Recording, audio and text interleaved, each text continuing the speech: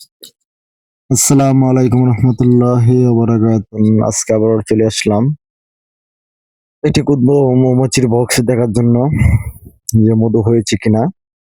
যদি মধু হয়ে যায় ইনশাল্লাহ বক্সটা আমরা যা আজকে হারভেস্ট করব। আমাদের সাথেই থাকুন ভিডিওটা দেখার জন্য। দেখি কারণ এবারের সিজন মোটামুটি শেষের পথে। বক্সিট কিন্তু আরো 2বার হারভেস্ট করা হয়েছে, এবার নিয়ে 3বার। তারপরা হয়তো কে কয়বার মধুগুলো হারভেস্ট করছেন অবশ্যই জানাবেন, কারণ আমাদের এলাকায় এখন 3বার।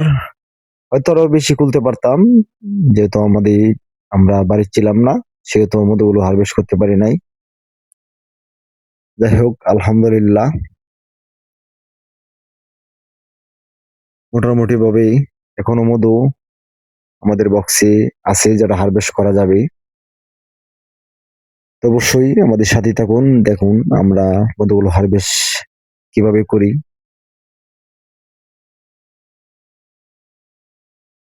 এখন শুধু খালি মধু হারভেস্ট করার বিষয় না, যেহেতু সিজন শেষ, এখন থেকে কিন্তু মৌমাছি মাছি সংখ্যা বৃদ্ধি করবে। আমাদের বক্সটা আরো বড় করতে হবে। বড় করতে বলতে আমাদের বক্সে প্রচুর মাছির প্রয়োজন, কারণ সামনে আমরা যখন রান নিব তখন কিন্তু মাছির প্রয়োজন। কারণ একটি বক্স থেকে 2-3টি বক্স আমরা করে থাকি, আপনারা জানেন, সেজন্য মাছির প্রয়োজন। এখন কিন্তু রানি দিবে না, কিন্তু এখন মাছিটা বৃদ্ধি করতে হবে, মাছিটা ভরপুর করতে হবে। যে ভাই এখন কি মাছিটা ভরপুর না, ভাই মাছিটা ভরপুর, আরো ভরপুর করতে হবে। এবং মোটামুটি ভাবে আমরা দেখার চেষ্টা করব যে আমাদের বক্সের রানিটা কিরকম আছে। মানে এগুলো কিন্তু আমরা গ্যাসের সিজনে নতুন রানী নিয়েছি, সব বক্সে আমাদের নতুন রানী। কিন্তু কিভাবে আমরা মাছগুলো বাড়াবো, দেখুন মোটামুটি ভালো পরিমাণের মধু, সিল করা মধু। এখন আমরা মাছ কিভাবে বাড়াবো, আমরা যখন যে ফিতাগুলা দেখবো যে ফিতাগুলা সমস্যা, কালো হয়ে গেছে, শক্ত হয়ে গেছে, ফিতারা আমাদের ডিম দিচ্ছে না, সেই ফিতাগুলা কিন্তু কেটে নিব। কেটে নেওয়ার পরে দিয়ে নতুন ফিতা তৈরি করার পরে দিয়ে কিন্তু আবার রানী ডিম দেওয়া শুরু করবে এটির মধ্যে। তখনই কিন্তু আমরা আর মাছি বৃদ্ধি হবে। দেখেন এই যে মোটামুটি রানীটা, এটার মধ্যে এই যে রানীটা, আলহামদুলিল্লাহ আমাদের রানীটা দেখেন খুবই সুস্থ একটা রানী। দেখেন একদম দৌড়াদৌড়ি করছে।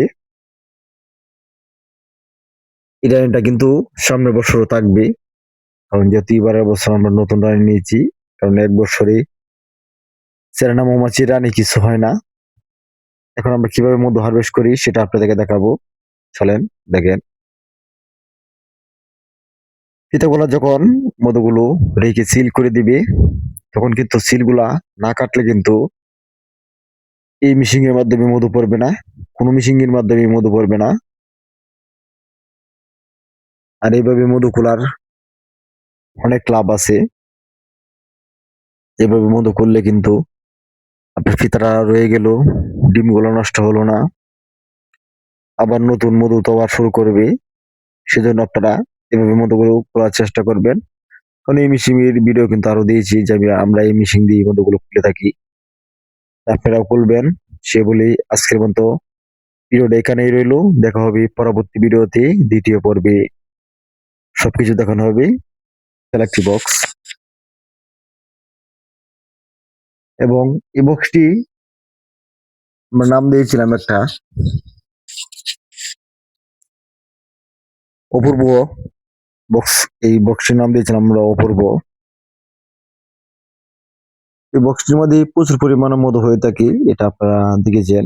কিন্তু এবারের বছর আবহাওয়ার কারণে কিন্তু গ্রুপ চেম্বারে উড়াইতে পারি নাই।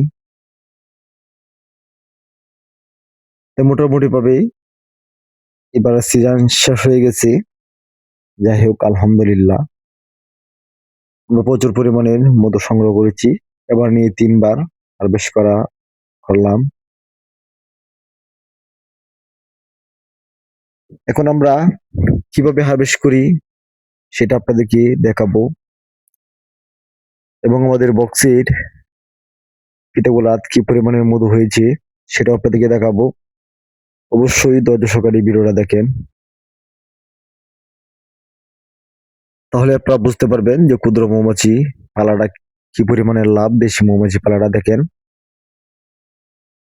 মোটামুটি ভাবে ফিতাটার অর্ধেকটি জায়গাতেই মধু। সেভাবে শুধু এই বক্সটা 12টি ফ্রেম থেকে আমরা খুলতে পারি, তাহলে অনায়াসেই 2-2.5 কেজি মধু হয়ে যায়। তা আপনারা এরকম একটা বক্স পালতেই পারেন। আমরা হারভেস্ট করার সাথে সাথে কিন্তু ফ্রেমগুলো আবার দিয়ে দিই, মাছিটা যাবে বসতে পারে, মাছিটা যাবে উড়াউড়ি কম করে। আপনারা যারা হারভেস্ট করবেন মধুগুলো, তারাও কিন্তু এভাবেই দেওয়ার চেষ্টা করবেন। এবং ফিতাগুলা যখন বের করবেন ফ্রেমগুলা, তখন অবশ্যই আপনারা রানিটা ফলো করবেন। কোনো কারণে রানিটা যাবে আঘাত না পাই, এই ভুলটা অনেকেই করে থাকে, যে মধুগুলো হারভেস্ট করার পরে দিয়ে কয়েকদিন গেলেই পরে দিয়ে মৌমাছির বক্সে রানীর সংকট দেখা দেয়, রানীটা মারা যায়। সেই ভুলটা কেউ করবেন না।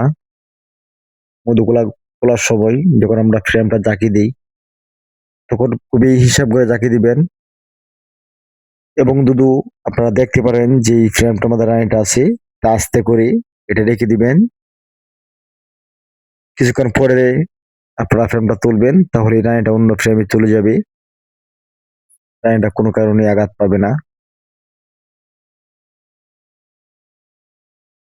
এই মিশিং এর মাধ্যমে মধুগুলো অনেক দেখেছেন আপনারা আমি খুলতে,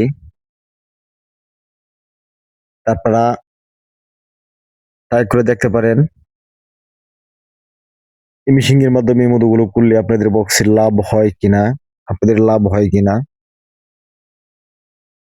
আমি সব সময় এই মধুগুলো খুলে থাকি। দেখেন এই যে অত বড় একটা বক্স, আমরা কিন্তু দেখেন এই যে ফিতাটা, সেটার এক সাইড দিয়ে কিছু পরিমাণে ডিম আছে, এবার অন্য সাইড দিয়ে কোনো ডিম নাই, তাহলে ফিতাটা কিন্তু মোটামুটি ভাবে সময় শেষ হয়ে আসছে।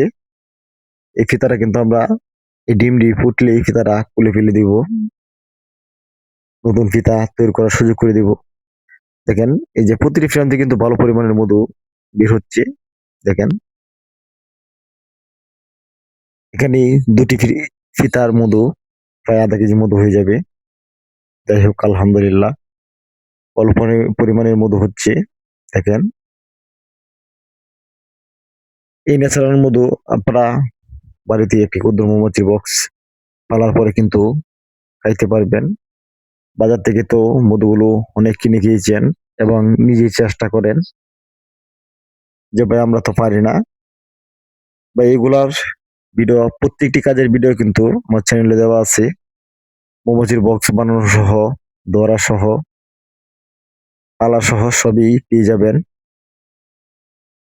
এবং এই মেশিং এর মাধ্যমে দেখেন আমরা কিভাবে গোড়ান দিয়ে মধুগুলো খুলি, এবং আপনারা সবই জানেন যে আমরা 3 বন্ধু মিলে এগুলা করে থাকি। দেখেন এভাবে দিয়ে যখন যেভাবে গোড়ান দিবেন, অল্প পরিমাণে গোড়ান দিলে কিন্তু মধুগুলো খুলে যায়। এই দেখেন 1 ফিটের মধুগুলো পরে গেলে পরে ঘুরিয়ে আরেক ফিট দিবেন,